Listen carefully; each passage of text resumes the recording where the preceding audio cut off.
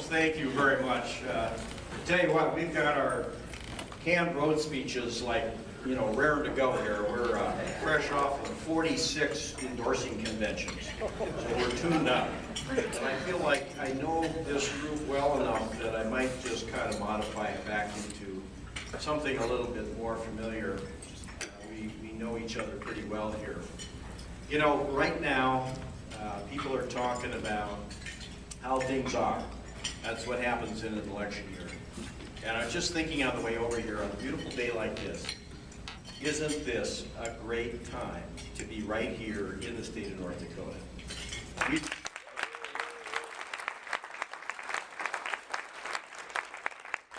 All of the national news, of course, is dire, and you know, people call me up from New York City and Washington, D.C. media. They want to talk to the governor of North Dakota, and they say, what is the deal with you out there in North Dakota? Why are you guys so different from the entire rest of the country? And I say, I would be happy to explain it to you. First of all, we mind our business. We tend to our budget, our state budget, and of course, we keep our house in order year after year after year. If only the other states had been able to do that, this country wouldn't be nearly in as bad a shape as it is. And I think the fundamental fact is, this is not rocket science, but you must do it over a long period of time. You know, my experience goes back to the House Appropriations Committee, where many famous people served, like Rick Berg, and we had some great people there, Ron Carlisle. As a matter of fact, they had a whole table full of them here with me. You know, for years, we worked hard to make sure that we came up with that balanced budget at the end of the session, and we did not have a baseline built in that we weren't going to be able to cope with in the future. From there, I wound up on the ticket with John Hoban in 2000. Not exactly a planned event.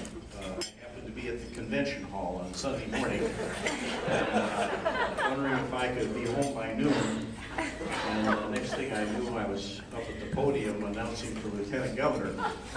But it was a great decision, and thank goodness Betsy was there with me and said that this was an okay thing to do. And we dove in, and it's probably one of the best decisions I've ever made in my life.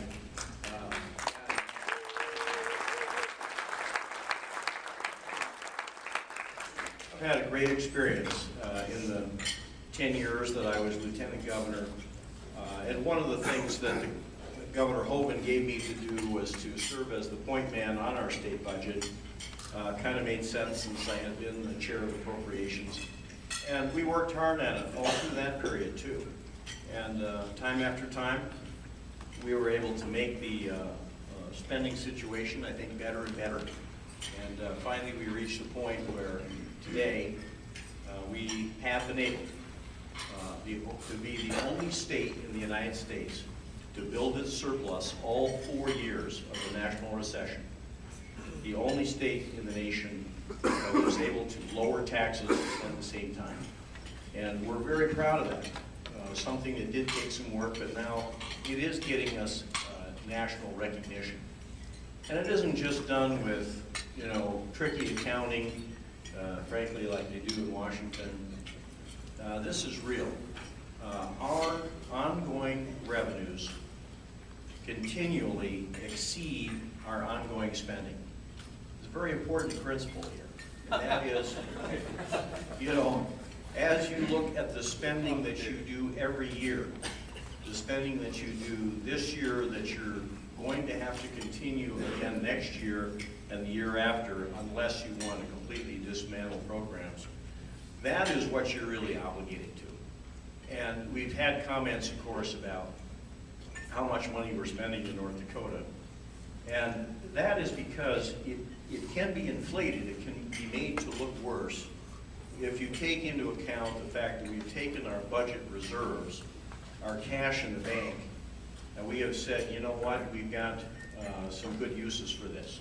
Aside from lowering taxes, which we have done to the tune of about $1 billion impact over the last 3 sessions, We've also been able to invest in some very important things, like infrastructure throughout the state of North Dakota.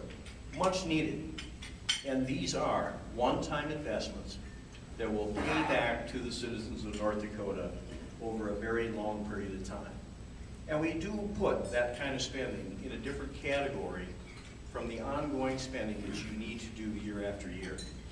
If we have a slowdown in our economy, if the energy industry has a collapse, we will be able to adjust very quickly without any impact to our annual budget.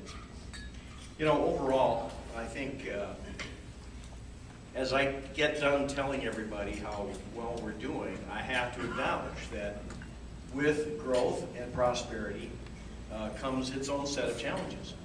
And we do have challenges out west, as you know. There's no getting around it. But thank goodness we have the resources to deal with that. What if we had entered this period of large energy impacts, huge flood impacts, and we had not had any reserves to deal with this? What if we had been, you know, one of those other states out there that is bankrupt right now, and we had to deal with the Minot flood and the roads out west? It would be a heck of a situation to be in. That's why you do this. And I think that we are going to meet those challenges out west. We are building up the roads and highways. We are dealing with the housing shortage. We're building 5,000 units right now in Williston and Dickinson alone. We've got 9 more highway patrolmen heading out that way, or already out there. 4 more going out there in July. Just sent $7 million out there just for emergency services. We are going to deal with these challenges out there, and we will handle them. And as far as flood recovery goes, our legislature did a heck of a job in the special session. They stood up.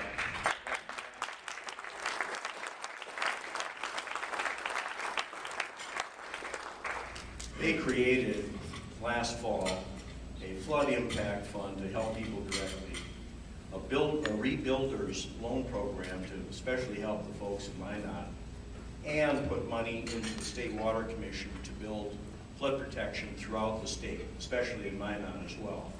But right here in Bismarck, Mandan, we're going to be able to put money towards raising some of those roads that were out north of Mandan and north of Bismarck, where people could have gotten to their homes and lived in their homes if they just could have gotten to them. You know, we're going to make those improvements for the long haul. Overall, folks, we've got a great thing going. It isn't just about taking care of your state budget. We also have to have a friendly business climate. I spent 20 years as chairman of the board of Dakota Growers Pasta Company. That company did very well in North Dakota. One of the main reasons is a very friendly place to do business. Reasonable taxes, reasonable insurance rates, reasonable regulation, and above all, the most responsive state government in the entire United States.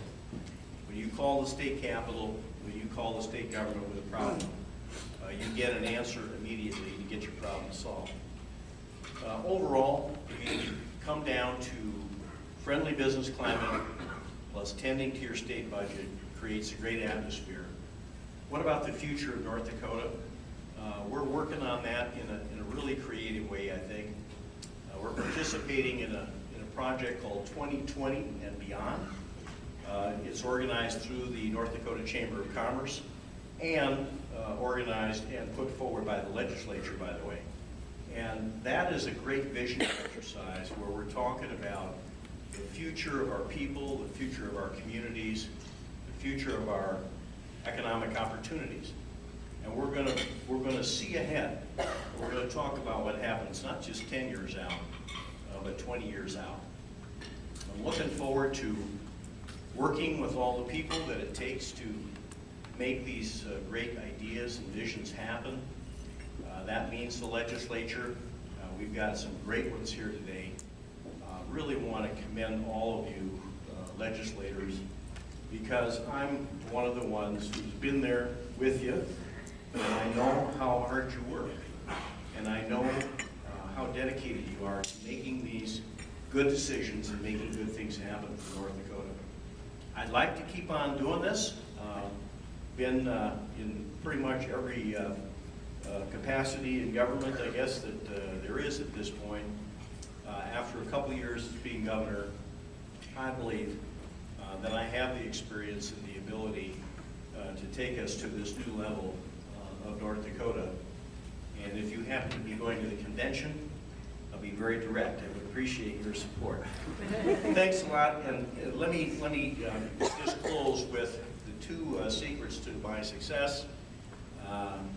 One is my wife Betsy, of course. The other is the world's greatest Lieutenant Governor, Drew Wrigley. Drew, please stand. Betsy. Thanks a lot.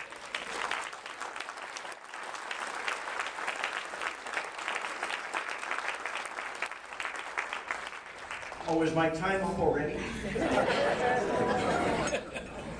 Thank you, Governor.